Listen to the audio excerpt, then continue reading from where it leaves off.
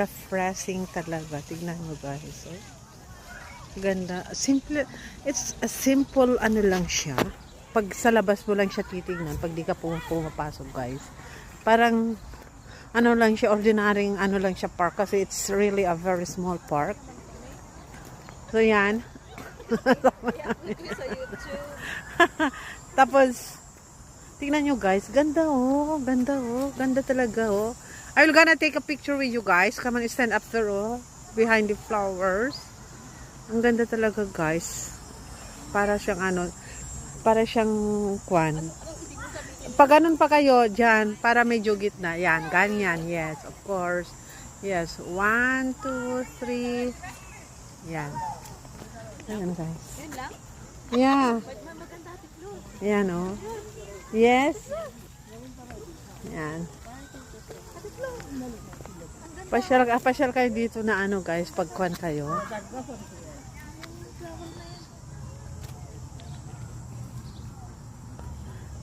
Sensya na kayo guys, may mga nagpapakuha ng picture.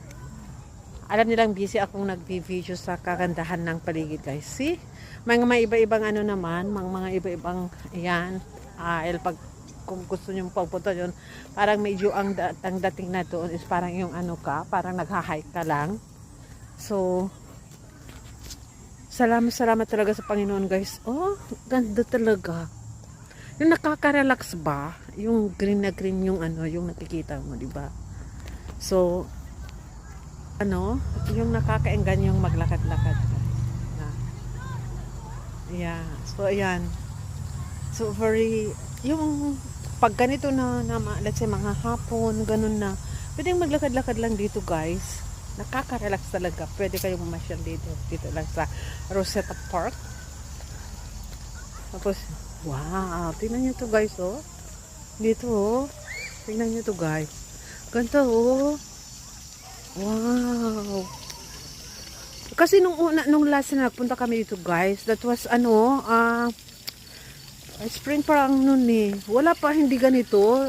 Ano lang, accidentally lang na napuntahan namin ito guys. Kasi naghanap kami noon ng park kung saan namin gaganapin yung birthday party ng isang kasamahan namin sa church.